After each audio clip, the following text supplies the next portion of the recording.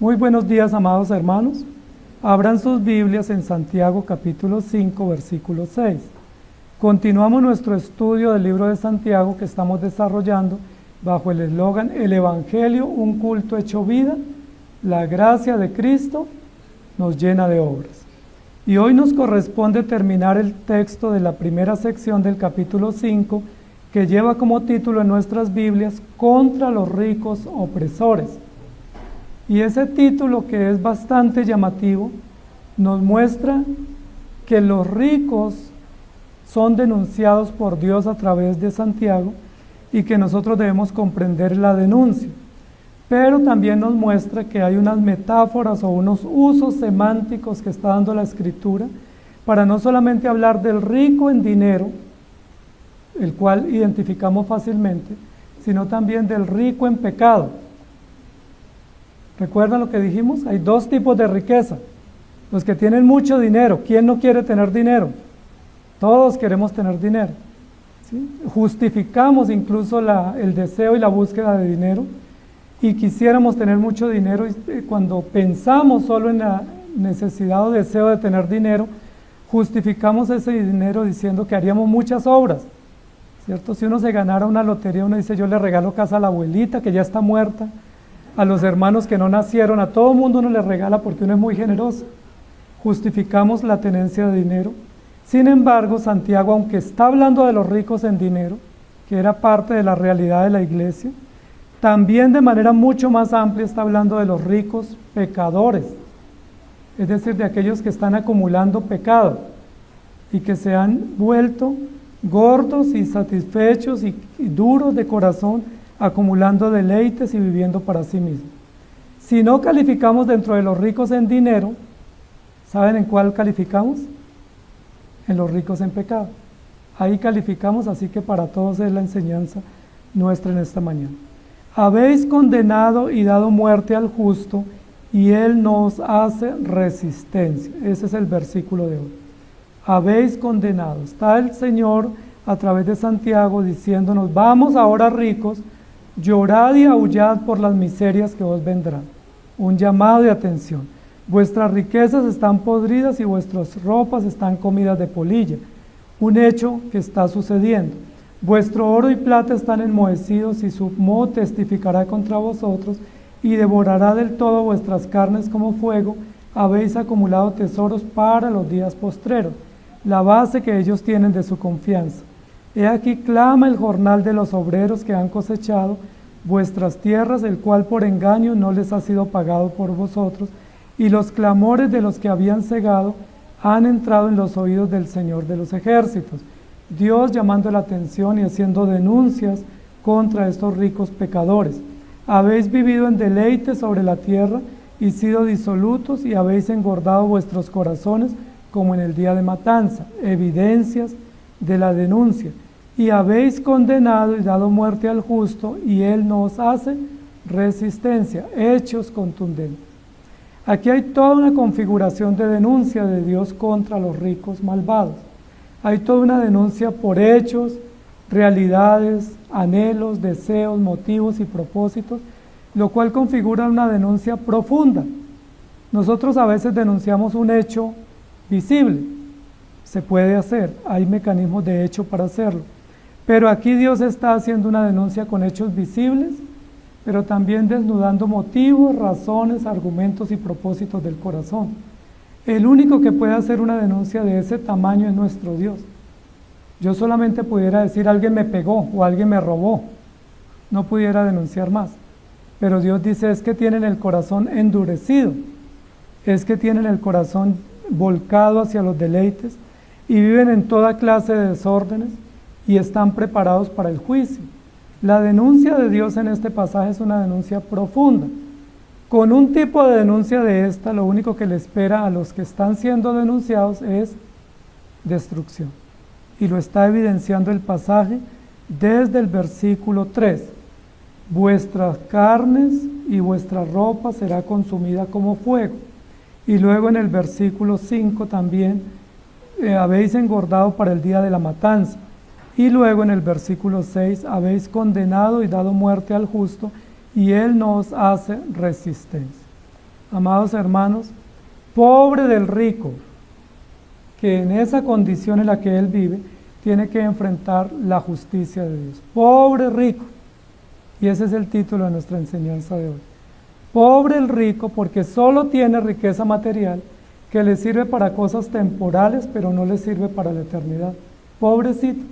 Es tan pobre el rico que solo tiene dinero, pero no tiene más, no tiene sabiduría, no tiene dirección, no tiene discernimiento y no tiene esperanza. Pobrecito el rico que se dedica a acumular y acumular, pensando que en esa acumulación de riqueza obtiene confianza, pero lo único que atesora es juicio para su propia alma. ¿Estamos de acuerdo?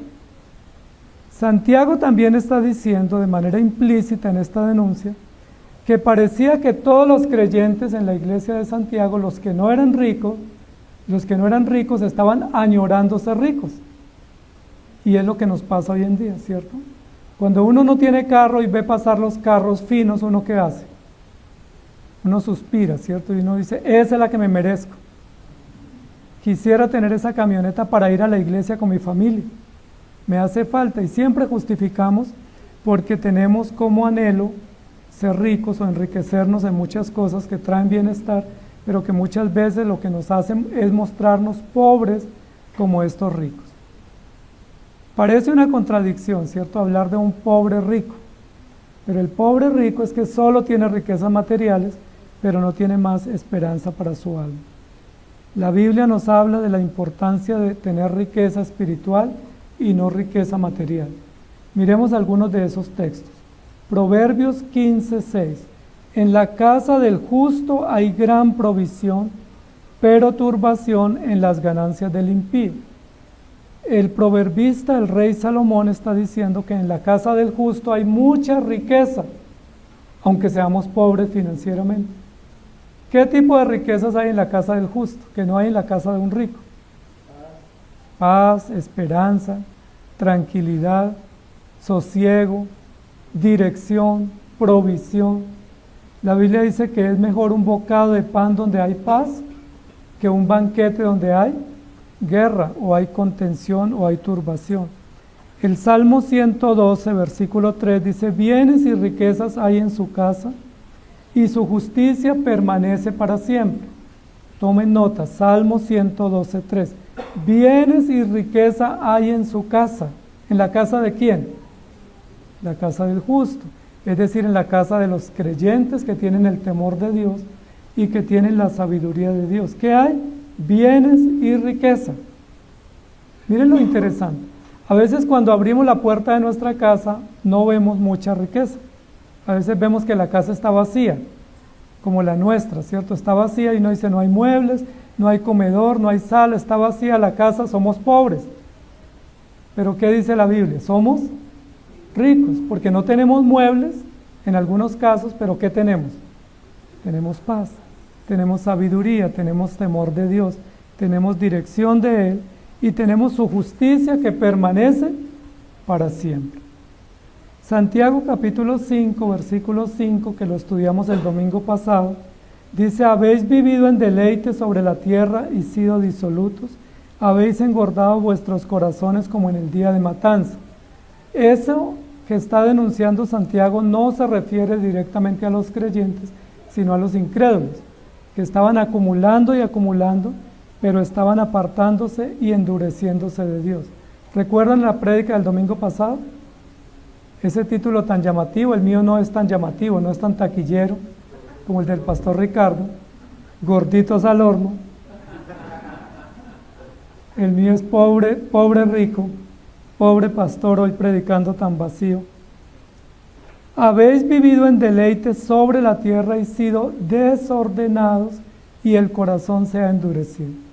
Una de las denuncias que va a hacer Santiago es que a medida que nos dedicamos a acumular cosas o bienes, nuestro corazón se llena de egoísmo, de avaricia, de desorden y de dureza.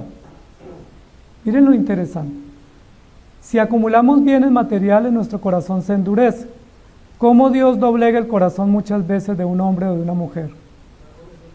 A través de disciplinas, a través de pérdidas y a veces incluso a través de humillaciones financieras, Dios doblega el corazón. El texto nos dice, habéis condenado. Miren lo condenados que eran estos ricos. Estaban condenando o juzgando a los pobres o a los más humildes, o los pecadores condenando a los justos. Habéis condenado. ¿Quiénes son los que condenan? Los jueces. ¿Qué es lo que está diciendo el pasaje? Estos ricos, que muchos de ellos estaban en posiciones de poder, eran los que se tomaban la atribución de ser jueces. Y ya nosotros vimos aquí en el texto de Santiago que dice, hermanos, no juzguéis y no murmuréis, porque ¿para qué juzgas a otro? En Santiago capítulo 4 dice, uno es el dador de la ley que puede salvar y perder, pero tú, ¿quién eres que juzgas a otro? Santiago ya nos había advertido que nosotros tenemos la tendencia de ser jueces, y eso nos pasa absolutamente a todos. Cuando uno llega de primero a la iglesia, generalmente aprovecha para juzgar a los que van llegando más tarde.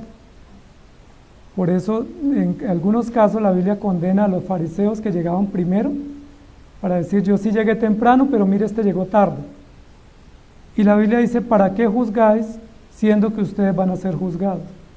Ya el Señor nos había dicho en Santiago que tenemos la tendencia de juzgar, pero aquí está diciendo que había una clase que se había tomado la atribución de juzgar, y eran los ricos, especialmente los que estaban en poder. Ahora, no solamente los ricos financieramente. ¿Quiénes son los que primero juzgan? ¿Recuerdan cuando uno juzga, por qué lo hace de primeros? ¿Recuerdan? Porque uno es culpable. Cuando uno dice, se desapareció un celular, uno dice, yo no fui, ¿cierto? Pero nadie le preguntó. Casi siempre cuando uno es culpable, uno se justifica de primeros. Cuando el Señor le pregunta a Adán, ¿dónde estás? ¿Qué has hecho? ¿Recuerdan qué dijo Adán? La mujer que me diste. Pero el Señor no le preguntó por la esposa. En el texto no dice que el Señor le dijo a Abraham, ¿dónde está Eva? ¿O sí le preguntó eso? ¿O qué ha hecho Eva? ¿O cómo le ha ido con Eva en este mes? Pues últimamente hubiera dicho Adán, pero no dijo nada. Adán lo que dijo fue la mujer que me diste, es decir, responsabilizó o culpabilizó a Eva cuando él era responsable directo. Es decir, Adán se defendió porque él sabía que era culpable. Y todo aquel que es culpable lo primero que hace es condenar a otro. ¿Sí se han dado cuenta? Ese es un principio natural de la ley. Cuando el hombre es culpable, se justifica culpando a otro diciendo, yo no fui, y condeno. Habéis condenado, ¿a quiénes habían condenado estos ricos? A justos, a inocentes, a personas que no tenían razón de ser condenados. Ellos los habían condenado porque tenían poder, no solo poder financiero y poder político, sino también poder porque ellos gobernaban la justicia en ese momento. Y eso sucede también en nuestro país. ¿Han escuchado ustedes el dicho, la justicia es para los de Ruana? Es decir, no solo para los de Boyacá, sino para todos. La justicia es para los poderosos que la usan a su favor y condenan al pobre o al humilde o al sencillo. Y eso es lo que está sucediendo aquí. No ha cambiado, amados hermanos. En la época de Santiago, habían también ricos que condenaban a los pobres o a los inocentes para ellos justificarse, para ellos enriquecerse. Y había pecadores que culpaban a otros. Eso nos dice la Escritura. Eran como capataces opresores. Yo no sé si ustedes recuerdan una historia en Éxodo capítulo 3. Éxodo capítulo 3 dice la Biblia que los egipcios o el emperador egipcio estaba oprimiendo excesivamente al pueblo hebreo. ¿Y ustedes recuerdan qué le había hecho el pueblo hebreo a Egipto? Como para que los oprimieran. ¿Cuál fue el delito de los egipcios, de los hebreos? El delito era que ellos trabajaban en el día en la empresa e iban a trabajar en la noche en la casa, y se multiplicaban en gran manera. Y como se estaban multiplicando mucho, los egipcios lo vieron como una gran amenaza y dijeron, no está bien que los hebreos crezcan, van a ser tan poderosos y se va a levantar un ejército contra nosotros, mejor detengamos el crecimiento de ellos. ¿Y qué les impusieron? Más trabajo para que trabajaran horas extras en la empresa y para que llegaran a la casa cansados y no tuvieran tiempo o fuerzas para su deber en casa. Pero recuerda que llegaban cansados, y ¿qué hacían cuando llegaban cansados? ¿Cuál era la terapia para desestresarse? Cumplir su deber en la casa, y se seguían multiplicando. Y como se seguían multiplicando, les pusieron capataces, opresores, que los castigaran sin piedad. La pregunta es, ¿por qué hacían eso contra ellos si no había mérito? Esto aplica para los que dice acá en Santiago, habéis condenado al inocente. Recuerden que no solamente les imponían cargas, sino que cuando las mujeres hebreas estaban embarazadas e iban a dar a luz, el emperador dijo que todos los hijos varones los debían matar. ¿Recuerdan? Habéis condenado al inocente. Desde ahí en adelante hay una situación de injusticia y de maltrato y de opresión. Éxodo capítulo 3 configura todo un cuadro de opresión, un cuadro de castigo y un cuadro de condena al inocente sin razón de ser. ¿Por qué los condenaron a los hebreos a no tener hijos? Es una buena pregunta. ¿Por qué ordenaron la muerte de los hijos de los hebreos? ¿Por qué ordenaron a las parteras de los egipcios que cuando atendieran a las mujeres hebreas, si era un varón, lo echaran al río? Porque habéis condenado al inocente y él no opone resistencia. Ese es un ejemplo extraordinario de cómo se condena sin benevolencia, sin compasión al inocente.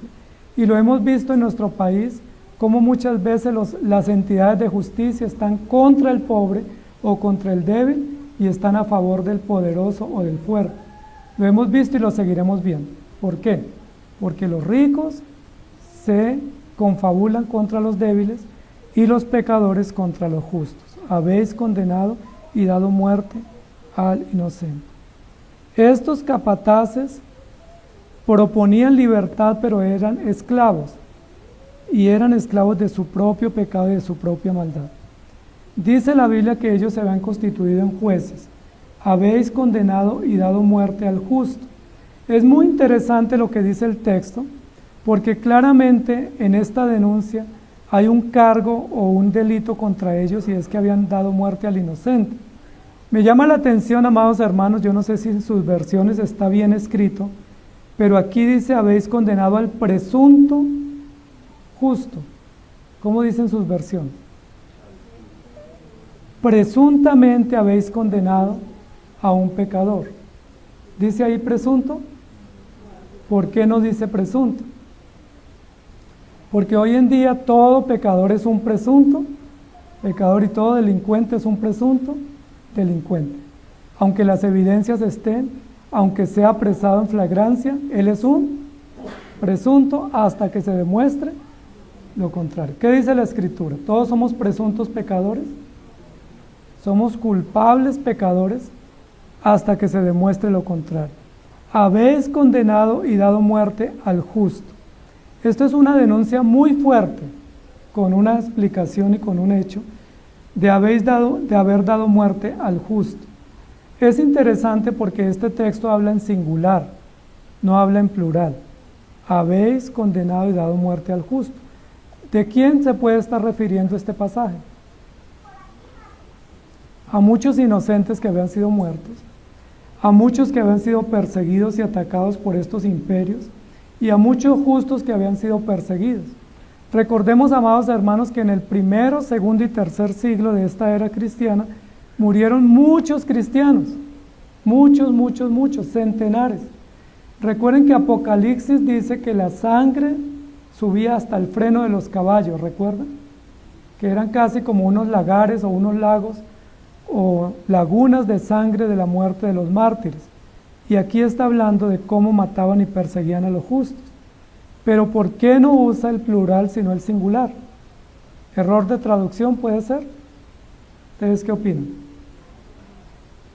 ¿Un error de registro? habéis condenado y dado muerte al justo. ¿Qué les viene a memoria cuando el texto dice eso? ¿Recuerdan alguna prédica donde algún predicador antiguo habló de habéis matado al justo? ¿Se acuerdan? Un predicador famoso. Pedro, ¿quién más? Esteban también. Vamos a ir a ver esos textos bíblicos para ver si estamos en lo correcto o estamos especulando nosotros de un presunto predicador. Hechos capítulo 3, versículo 14. Mas vosotros negasteis al santo y al justo y pedisteis que se os diese un homicida. ¿Quién dijo eso? Pedro. ¿Y contra quién lo dijo? Contra el pueblo y contra Pilato. Recuerden que fue Pilatos el que tuvo el veredicto para poder salvar a Jesús y él dijo, lo que el pueblo diga. Pilatos era un gobernador romano y él pudo haber dicho, voy a librar de la sentencia de muerte a Jesús y voy a condenar a Barrabás. Eso lo podía hacer Pilato. No existía una justicia democrática en ese momento, sino imperial. Y él como representante del imperio pudo haber condenado a Barrabás y librado a Jesús. Pero ¿por qué Pilatos, cuando escuchó a Jesús, dijo, yo no hallo en él ningún delito? ¿Recuerdan? Pero luego salió al pueblo y el pueblo les preguntó, ¿qué quieren que yo haga? ¿Y qué dijo el pueblo? Queremos que nos entreguen a Barrabás y crucifiquen a Jesús. ¿Y qué dijo Pilatos? ¿Recuerdan qué hizo Pilato? Pilatos dijo, yo no tengo ningún problema, el pueblo pide y la voz del pueblo es la voz de Dios. Pilatos es otro ejemplo de un hombre que condena al inocente y al justo y que se lava las manos. Pilatos representa un hombre rico y un hombre malvado pecador que ha engordado su corazón para el día de matanza y que da sentencia al inocente. Yo les pregunto, ¿Pilatos no era luego un defensor de inocentes? ¿Pilatos para qué había sido puesto? Para gobernar y representar al imperio. ¿Cuál era la finalidad de esa función política y militar? Defender. ¿Para qué están puestos nuestros gobernantes? ¿Para qué existen las entidades de justicia, los jueces, los abogados, los magistrados? ¿Para qué existen los defensores? ¿Para acusar a los justos o para condenar a los malvados y pecadores? Pareciera que es lo contrario. Aquí el texto dice que ellos, pudiendo y debiendo ayudar, dan muerte al justo. No solo lo condenan, no solo lo denuncian, sino que lo llevan a juicio y le causan muerte. Es decir, son genocidas, son homicidas, matando al justo. Y Pedro lo denunció, vosotros negasteis al santo y al justo. Ahora, cuando Pedro dice vosotros, ¿quiénes son vosotros? Porque nosotros decimos, yo no fui, a mí no me preguntaron. Si me hubieran preguntado, yo hubiera dicho que él se salvara porque era inocente. Yo no lo maté, lo mató Pilatos, lo ordenó matar Caifás y Anás y otros gobernantes. Yo no fui. Pero ¿qué dijo Pedro en ese sermón a más de 3,000 personas? Vosotros negasteis al santo y al justo y pedisteis que se diese un homicida. ¿Recuerdan que por lo menos 3,000 en esa oportunidad se convirtieron de ese pecado?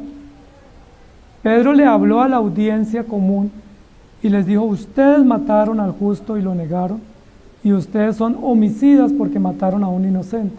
Y fue en esa oportunidad que ellos dijeron, entonces, ¿qué haremos? ¿Recuerdan? Y Pedro les dijo, pues arrepiéntanse, conviértanse de sus pecados y pidan a Dios misericordia. Y en ese día se convirtieron más de 3,000, ¿fue? ¿O 5,000? Bueno, 3,000. Hechos 22:14. Y él dijo, el Dios de nuestros padres te ha escogido para que conozcas su voluntad y veas al justo y oigas la voz de su boca. Veas al justo, singular, el justo, el justo. El Dios de nuestros padres te ha escogido para que conozcas su voluntad y veas al justo, es decir, a nuestro Señor Jesucristo. Y en Hechos capítulo 7, versículo 52, dice, ¿a cuál de los profetas no persiguieron vuestros padres? y mataron a los que anunciaron de antemano la venida del justo, de quien vosotros ahora habéis sido entregadores y matadores. ¿Quién habló eso? ¿Recuerdan? Esteban, en una prédica que le costó la vida. Él estaba diciendo, ustedes mataron al justo y ellos lo estaban matando a él. ¿Y recuerdan quién estaba ahí como cómplice ese día? Saulo. ¿Y recuerdan quién más hubiera estado también de cómplice si hubiera estado? Nosotros. Nosotros hubiéramos sido cómplices. Miren lo que dice la prédica de Esteban. ¿A cuál de los profetas no persiguieron vuestros padres? Y cuando se meten con la familia de uno se molesta mucho. ¿Sí? Esteban se metió con la familia de ellos diciéndole sus padres o los padres de ustedes históricamente son asesinos, perseguidores y condenadores de los justos. Mataron a los que anunciaron de antemano la venida del justo. Recuerden, amados hermanos, que casi todos los profetas del Antiguo Testamento fueron muertos y perseguidos por los reyes de Judá y de Jerusalén. Los que ordenaron la muerte de los profetas fueron los reyes. Y los reyes debían estar unidos junto con los sacerdotes y los profetas para proclamar la venida del justo. Pero los reyes se pusieron en contra de los profetas y persiguieron a los profetas. ¿A cuáles profetas persiguieron? A los que anunciaban la venida del justo. A los que no mataron fue a los que dijeron paz, paz, paz y prosperidad. A ellos no los mataron. Pero todos los que predicaron que el justo venía, los mataron. De quien vosotros ahora habéis sido entregadores y matadores. Amados hermanos, la Escritura nos dice que estos ricos son pobres porque no solamente son opresores acumulando riqueza y juicio, sino que también sentencian al justo a muerte. Es decir, no tienen conciencia de que Dios va a juzgarlos y que eso que ellos hacen con el inocente tendrán que responder. En Santiago capítulo 2, versículo 6, dice, pero vosotros habéis afrentado al pobre.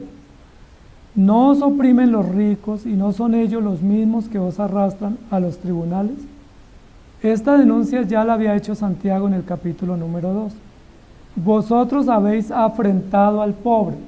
Es decir, en lugar de buscar la justicia de Dios y la justicia del Evangelio, los creyentes estaban buscando justicia en los propios tribunales y dejando que los ricos los oprimieran, y ellos son los que los arrastraban a tribunales de justicia.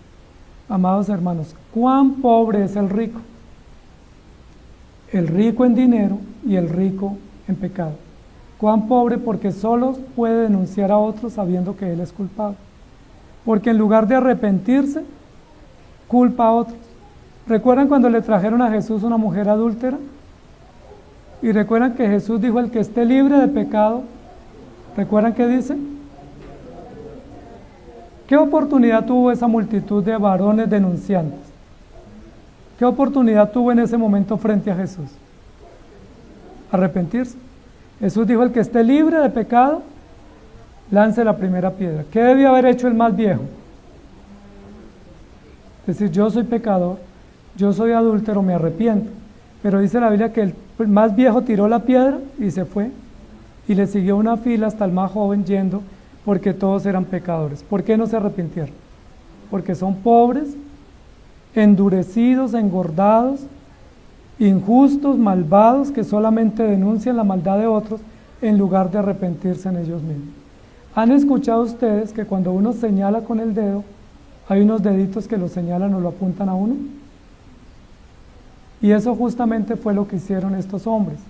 Denunciaron a una mujer pecadora y efectivamente ella estaba en pecado. Eso era verdad.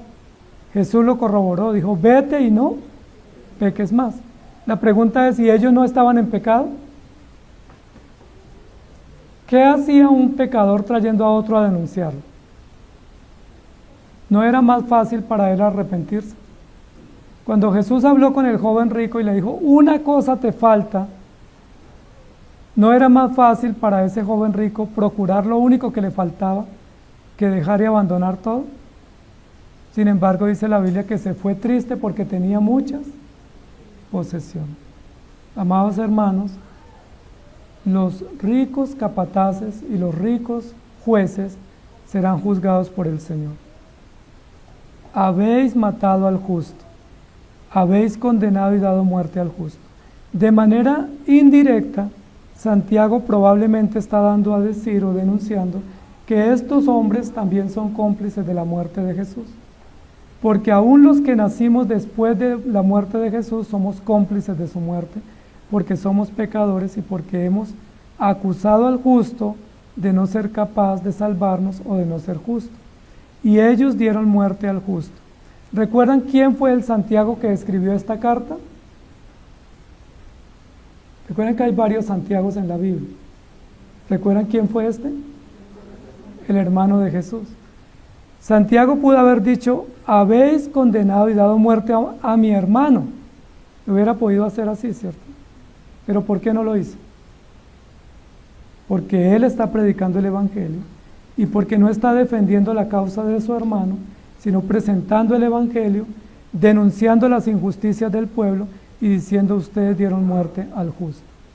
Hoy en día existe un tipo de justicia que no es la justicia bíblica y es la justicia personalizada. ¿Han escuchado esa justicia?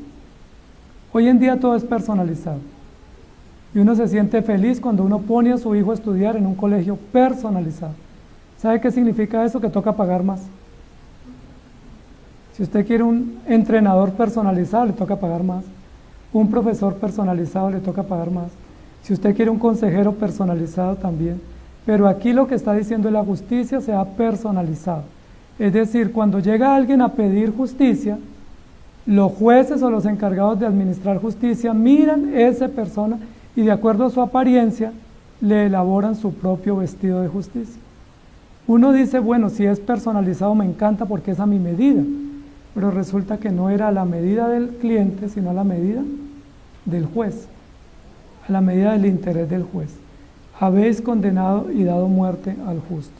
Me gustaría que leyéramos ese pasaje de Hechos, donde habla sobre Jesús. Perdón, Marcos capítulo 15, no es Hechos. Marcos capítulo 15, si ustedes quieren me acompañan y vamos todos allí a Marcos capítulo 15 y leemos ese episodio porque es un episodio muy interesante que describe lo que estamos diciendo hoy. Habéis dado muerte al justo. Marcos capítulo 15, versículo 1. Marcos 15, 1. Dice así. Mientras llego por acá. Dice, muy de mañana, habiendo tenido consejo los principales sacerdotes con los ancianos, con los escribas y con todo el concilio, llevaron a Jesús atado y le entregaron a Pilato. ¿Quiénes estaban de acuerdo de entregar a Jesús a Pilato? Los principales sacerdotes, es decir, religiosos, ancianos, es decir, religiosos y autoridades civiles, los escribas, es decir, los traductores o los intérpretes, también ocupados de oficios religiosos y públicos, y todo el concilio o el Sanedrín llevaron a Jesús y le entregaron a Pilato. Pilato le preguntó, ¿eres tú el rey de los judíos? Respondiendo él le dijo, tú lo has dicho. Y los principales sacerdotes le acusaban mucho. Otra vez le preguntó Pilato diciendo, ¿nada respondes? Mira de cuántas cosas te acusan. Mas Jesús ni aun con eso respondió, de modo que Pilato se maravillaba. Ahora bien, en el día de la fiesta le soltaba un preso cualquiera que pidiese. Y había uno que se llamaba Barrabás preso con sus compañeros de motín que habían cometido homicidio en una revuelta. Y viniendo la multitud comenzó a pedir que hiciesen como siempre les había hecho. Y Pilato le respondió diciendo, ¿queréis que os suelte al rey de los judíos?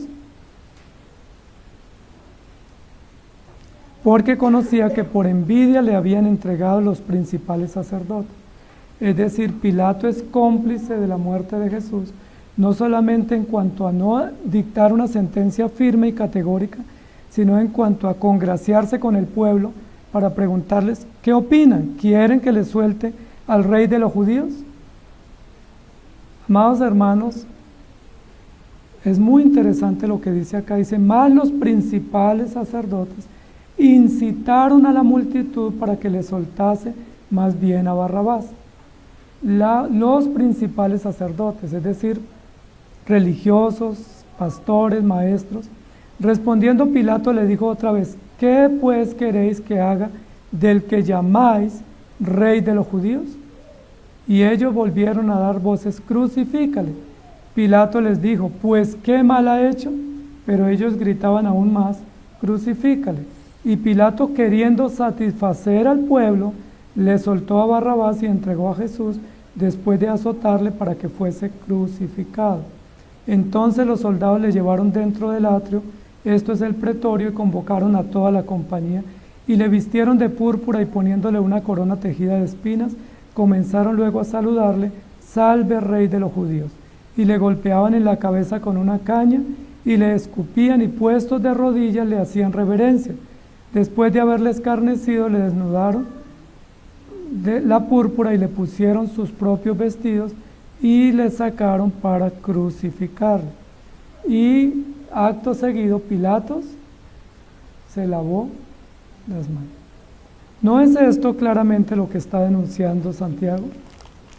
Santiago, hermano de Jesús, predicador del Evangelio, está diciendo: ustedes condenaron y dieron muerte al justo. No solo a Jesús, el Hijo de Dios, sino a muchos justos e inocentes, pero el cargo más grande que tienen es haber matado al justo. Y es una contradicción en términos, porque quienes hacen justicia matan al justo, es decir, la justicia ha muerto, o el justo ha muerto. Y si matamos al justo y no hay justicia ni hay justo, pues que viva la injusticia. Crucificamos al justo, lo matamos y él nos hace resistencia. Este cuadro que Santiago plantea es un cuadro triste, es un cuadro aterrador, porque quienes están para defendernos muchas veces son los que nos causan más daño, y quienes están para protegernos muchas veces son los que tienen más cargos contra nosotros, y Dios tiene denuncias contra ellos. Y lo hemos visto en muchos escenarios, que muchas veces los ancianitos son puestos al cuidado de alguien, y quien los cuida los maltrata. Los niños están al cuidado de los padres, y los padres los lastiman, y muchas veces el pobre, que debiera estar confiado en los sistemas de justicia, va a ser maltratado porque hay injusticia. Habéis condenado. Ahora, parece que la forma de esos verbos lo que indica era que esto era una acción constante y permanente, es decir, se les había vuelto costumbre, hasta que la injusticia se vuelva costumbre, hasta que la muerte y el genocidio se vuelva costumbre. Habéis condenado y dado muerte al justo, y él no os hace resistencia. El cuadro final del texto de la denuncia es muy importante, porque pareciera que están los cristianos maniatados, pareciera que los cristianos hubieran recibido una instrucción, y es: no se defiendan, manos abajo, no se defiendan, deje que hagan todo lo que ellos quieran y no haga nada para protegerse. Ese es un mandato del Evangelio, amados hermanos. Hay un versículo en la Biblia donde diga: no os defendáis. ¿Lo han encontrado o no? ¿Es malo cuando un cristiano se defiende si está en peligro o en adversidad? ¿Debe defenderse o no?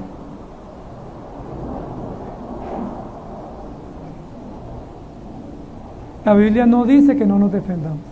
La Biblia nos da argumentos y medios y estamentos e instancias para defendernos. La Biblia nos dice que podemos defendernos. De hecho, Moisés fue al exilio porque defendió a un hebreo, ¿recuerdan? Y en la defensa se le fue un poco la mano, lo mató. Y se le fue la mano y le tocó irse al exilio. Ahí está el principio de proporcionalidad. Ojo por ojo y diente por diente. Pero para defenderlo no hay que matar a otro. Y él no os hace resistencia. ¿Por qué el texto dice que el justo no hace resistencia? Si Santiago está hablando de Jesús, pues claro que la Biblia dice que enmudeció y no abrió su boca. Aquí mismo Pilato, cuando le está haciendo el interrogatorio y le dice: ¿eres tú el rey de los judíos? ¿Qué dijo Jesús? Jesús hubiera podido decir: claro que sí, mostrar todas las credenciales. Jesús solo le dijo: tú lo dijiste, no yo. Y luego cuando le dijo, ¿qué opina de todo lo que te acusan?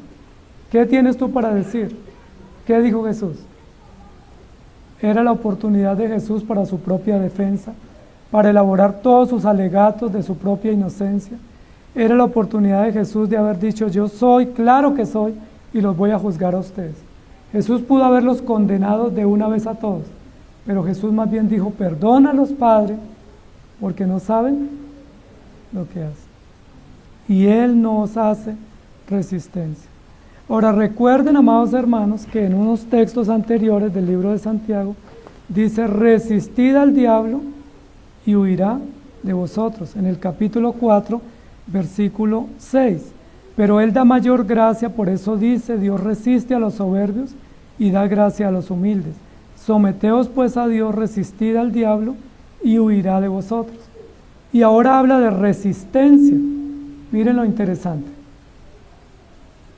Dios resiste a los soberbios, es decir, Dios condena a los soberbios, y los soberbios, por más altivos que sean, serán juzgados. También dice resistir al diablo, es decir, el creyente debe resistir al diablo, pero aquí dice que el justo no hace resistencia. Al fin, ¿qué hacemos? ¿Resistimos o no resistimos? Porque aquí dice resistid, 4:6. Someteos pues a Dios, resistid al diablo y huirá de vosotros. Pero aquí dice, no os hace resistencia. Ha sido siempre una pregunta interesante que los cristianos se han planteado.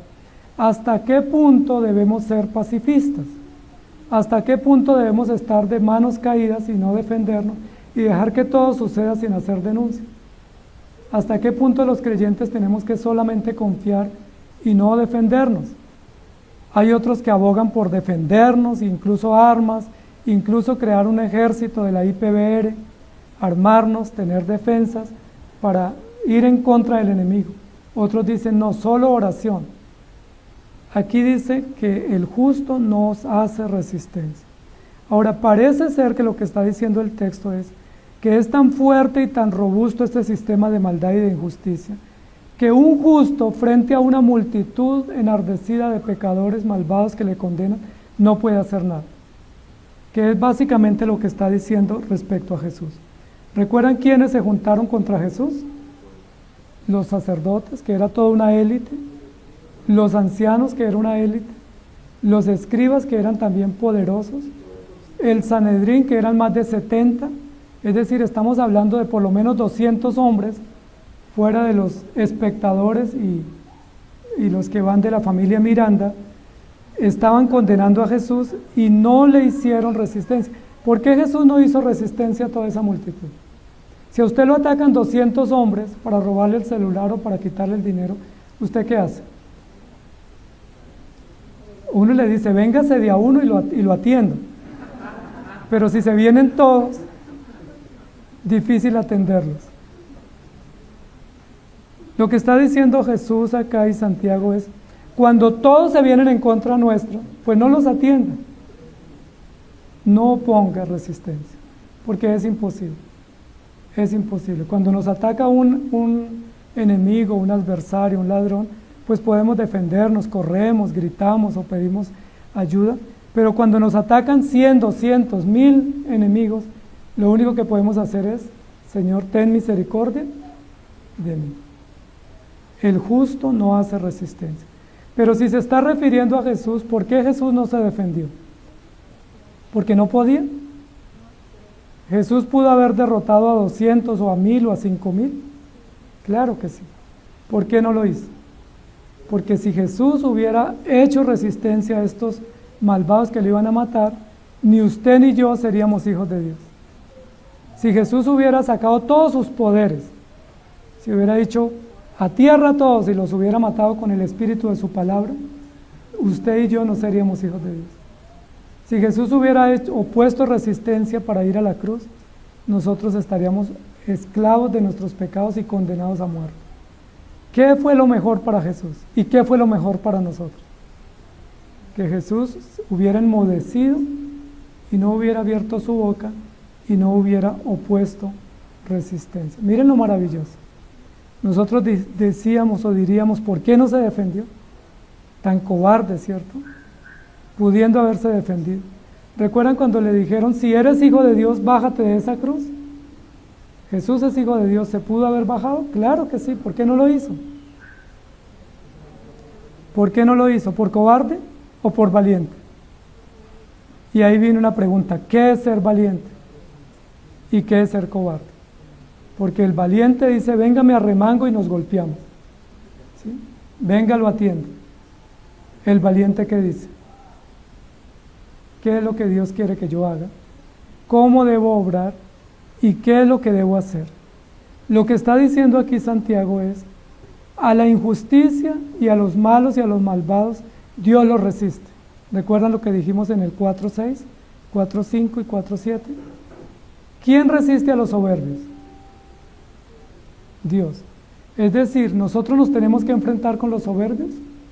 ¿O quién los va a enfrentar por nosotros? Si Dios los va a enfrentar, ¿qué debemos hacer nosotros? Bajar las manos, confiar, esperar, porque Dios nos defiende. La Biblia dice que Dios defiende la causa del pobre, de la viuda, del huérfano, del desvalido, y que si nosotros nos defendemos por nuestra propia cuenta, no dejamos lugar a la ira de Dios. Mía es la venganza, dice el Señor, yo pagaré. Así que si hay adversarios injustos y malvados que nos quieren causar daño, debemos clamar a Dios para que Dios los resista por nosotros y no que nosotros los atendamos, porque con toda seguridad vamos a quedar mal. Y pensando ser valientes, terminamos siendo cobardes. ¿Recuerdan cuando Pedro sacó la espada para defender a Jesús? Un discípulo armado de poder, un discípulo con una espada defendiendo a Jesús. Cualquiera de nosotros hubiera dicho, qué bien, Pedro es muy valiente. Sacó una espada para defender a Jesús. ¿Pero qué le dijo Jesús? Guarda tu espada en su funda, porque no es así como se libra la batalla del Evangelio. No es con armas carnales, sino con armas poderosas en Dios para la destrucción de fortalezas. Si causan daño a los justos, el cristiano debe tener esperanza en el Señor. Porque si opone resistencia, lo más probable es que esté obrando como cobarde y no como valiente. La Biblia dice que debemos pedir a Dios que nos guarde y nos libre. Amós capítulo 2, versículo 6. Así ha dicho Jehová, por 3 pecados de Israel y por el cuarto no revocaré su castigo, porque vendieron por dinero al justo y al pobre por un par de zapatos. ¿Quién está defendiendo a la nación de Israel? Dios. Isaías 3:10. Decida al justo que le irá bien, porque comerá los frutos de sus manos. No importa que lo maten y lo condenen, si el justo está en Dios, le irá bien, porque mejor le va al justo que al impío. Amós 5:12. Porque yo sé de vuestras muchas rebeliones y de vuestros grandes pecados. Sé que afligís al justo y recibís cohecho, y en los tribunales hacéis perder la causa de los pobres. Cualquier parecido con la realidad es puro nuestra nación y nuestro sistema jurídico. Santiago 5:4. He aquí clama el jornal de los obreros que han cosechado vuestras tierras, el cual por engaño no les ha sido pagado por vosotros, y los clamores de los que habían cegado han entrado en los oídos del Señor de los ejércitos. Miren lo interesante, los oprimen, los ponen a trabajar doble turno, no les pagan y si cobran los matan. Entonces mejor trabaja y no cobre para que no lo maten, para que el rico se enriquezca y para que el injusto acumule más injusticia. Y en Romanos 12, versículo 20, no os venguéis vosotros mismos, amados míos. Ese texto sí que nos molesta a nosotros, ¿cierto? Porque nos gustaría que dijera, cada uno de ustedes vénguese según el agravio que le hayan hecho. ¿Sí les gustaría ese versículo? A mí me gustaría que dijera, mire, con sus propios ojos vea lo que le hizo, cóbreselo usted mismo. ¿Sí? Pero dice, no os venguéis vosotros mismos, sino dejad lugar a la ira de Dios. El problema es que cuando dejamos lugar a la ira de Dios nos preguntamos, Señor, ¿hasta cuándo? Porque a veces vemos que ese malvado o ese injusto causa una y otra injusticia por años y nosotros decimos, Señor, ¿hasta cuándo? Y recuerdan la respuesta en Apocalipsis. ¿Hasta cuándo? ¿Hasta cuándo tenemos que esperar que Dios haga venganza? Me hubiera dejado a mí, yo lo hubiera hecho enseguida. Moisés la hizo enseguida. Sansón la hizo enseguida. Muchos han hecho justicia enseguida y han tomado venganza. Pero el Señor dice, esperen, es mía la venganza. Esperen, yo les haré justicia. Porque escrito está, mía es la venganza, yo pagaré, dice el Señor. Así que si tu enemigo tuviere hambre, mientras está causándote molestias, dale de comer. Y si tuviere sed, dale de beber. Pues haciendo esto, ascuas de fuego amontonará sobre su cabeza. No seas vencido de lo malo, sino vence con el bien el mal. Qué consejo más extraordinario y contra el sentido nuestro, porque yo tendría una versión distinta. Si te hacen algo malo, devuélvele, igual el mal. Si te están haciendo mal, quítales el habla, no les des comida, no les des agua y bloquéalo y sácalo de tu lista. Pero la Biblia dice, si te hacen mal, hazles bien. ¿Cuán difícil es? ¿Cuán imposible para nosotros hacer? Esa es la forma como se resiste al diablo. Resistimos al diablo con buenas obras, resistimos al diablo con sabiduría y resistimos al diablo no obrando como él obra contra nosotros. Jesús pudo haber condenado a los que lo estaban matando, pero Jesús dijo, Padre, perdónalos. Esteban lo estaban apedreando, estaban linchándolo y estaba desangrándose, y Esteban muriendo estaba diciendo, Padre, no les tomes en cuenta a estos hombres este pecado. Amados hermanos, esa es la resistencia nuestra, resistir o morir, pero no es resistir vengándonos y haciendo justicia por nuestra fuerza, sino resistir firmes en la fe. ¿Qué es lo que está diciendo aquí? Este justo no puso resistencia, es decir, él resistió en la fe. ¿Qué hubiera pasado si en el último minuto estos justos hubieran hecho como Demas? ¿Recuerdan qué hizo Demas? Demas me abandonó amando este mundo más que las cosas de Dios. Hay algunos que cuando están en opresión y cuando se les indaga sobre si son hijos de Dios, dicen, yo no soy. Pedro es un ejemplo. Pedro dijo, si me es posible morir, moriré por ti. Y cuando le dijeron, tienes un acento parecido al nazareno, ¿qué dijo Pedro? Ay María, pues hombre, yo parecido al nazareno. Yo no me parezco a ninguno. Han dado muerte al justo y él no os hace resistencia. ¿Por qué no hace resistencia el justo y se deja matar? Porque él resiste firme en la fe. El que resiste firme en la fe no se ocupa de resistir al enemigo. ¿Me hago entender? Porque son dos enfoques distintos. O me enfoco a resistir firme en la fe o me enfoco en defenderme. Si yo me enfoco a defenderme, no resisto en la fe. ¿Recuerdan que así hizo Sansón? Sansón se enfocó en buscar una quijada para matar unos filisteos, en saber cómo filtrar a los filisteos y matarlos, pero no se ocupó de sí mismo. La Biblia dice, ocupados de vuestra salvación con temor y temblor. Entonces, amados hermanos, no resistan al enemigo. ¿Saben qué es lo que hay que resistir? Firmes en la fe. Es la forma como se denuncia al enemigo, resistiendo firmes en la fe, aunque eso nos cause grandes aflicciones e incluso muerte o incluso condenas. Habéis condenado y dado muerte al justo y él no os hace resistencia. Y termina el párrafo.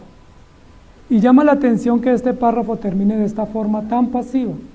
Uno diría, no, pues échenlos a la cárcel, métanlos, júzguenlos, condenen a estos malvados ricos opresores. Pero el texto termina con una nota baja diciendo, el común denominador de ellos, el lugar común de ellos es dar muerte al justo. Y los justos se dejan matar. Amén. ¿Sí me hago entender?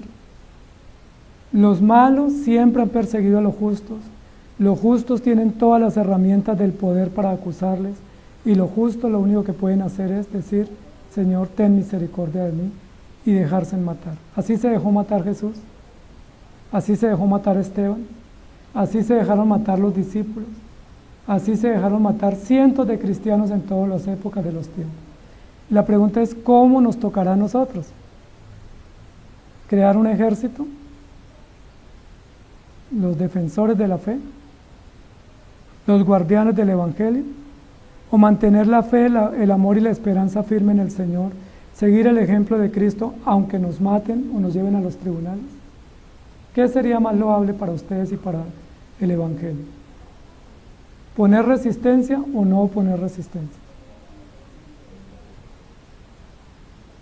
Nuestro corazón se resiste a decir que no resistirnos a ello, pero que Dios tenga misericordia de nosotros, porque estos ricos son pobres, porque solo tienen injusticias, cobardía y miseria en su corazón, pero aquellos que tienen sabiduría, que se dejan matar por las injusticias de los injustos, tienen el Evangelio en su corazón y tienen esperanza. ¿Recuerdan cuando Esteban murió cómo era su semblante? No podemos describir el semblante de Esteban, dice la Biblia, el rostro de Esteban resplandecía como el de un ángel. Era un semblante apacible, tranquilo, sereno, confiado. ¿Por qué tenía ese semblante Esteban? Porque su corazón estaba en paz. ¿Y saben qué fue lo último que hizo Esteban antes de morir? Se inmortalizó con una prédica. Esteban pudo haber puesto eso en conocimiento de autoridades, pudo haber salvado su vida no predicando, pero Esteban predicó el Evangelio y dijo, ustedes mataron al justo y ustedes tendrán que responder. Ahora, no solo por el justo Jesús, sino por el injusto Esteban también que mataron. Y Él nos hace resistencia. Amén. Que el Señor nos ayude. Señor, gracias te damos por tu palabra, porque nos recuerda que la mayor riqueza es tenerte a ti, confiar en ti y vivir para ti. Porque nos recuerdas a través del Evangelio que no es rico quien tiene dinero, que no es rico quien tiene posesiones, que es rico quien tiene a ti como tesoro y quien tiene el reino de los cielos como ganancia. Que es rico aquel que espera en ti, que tiene paz, gozo y esperanza en su corazón. Que la riqueza no es la riqueza de este mundo la que vale la pena, sino la riqueza virtuosa, la riqueza basada en el Evangelio, la riqueza basada en la fe que es a través de Cristo el perdón de nuestros pecados. Los que estamos aquí somos pobres financieramente, pero somos ricos en ti, tenemos tantos bienes, tenemos tantas virtudes, tantos tesoros, somos millonarios, somos ricos, somos abundantes, generosos, porque tú nos has bendecido con toda bendición espiritual. No somos unos pobres ricos, sino que somos unos ricos en ti. Gracias te damos. Ayúdanos a apreciar la riqueza del Evangelio, ayúdanos a conservar esa riqueza y ayúdanos a resistir firmes en la fe, pase lo que pase. No importa cuántas amenazas y adversidades vengan, no importan cuántas hostilidades y tribulaciones nos lleguen, que mantengamos firmes en la fe, confiados, seguros, serenos, tranquilos, sabiendo que tú estás al control y que todas las cosas están bajo tu cuidado y que todas las cosas ayudan a bien. Gracias por darnos la riqueza del Evangelio. Y gracias porque aunque te mataron a ti, la muerte del justo, de tu Hijo Jesucristo, redunda para la salvación de nuestras vidas. Gracias porque la sangre de ese inocente no quedó impune y no fue derramada en vano. Y gracias porque la muerte de los mártires a lo largo de la historia que han muerto por el Evangelio no ha sido en vano, ha sido semilla para la extensión del Evangelio, ha sido semillero para el crecimiento de la iglesia y también para la difusión de tu palabra. Muchas gracias. Ayúdanos a entender eso, a vivir agradecidos y a mantener resistiendo firmes en la fe, combatiendo unánimes por el Evangelio. Te lo pedimos y te lo rogamos en Cristo Jesús. Amén. Que el Señor les bendiga, amados hermanos.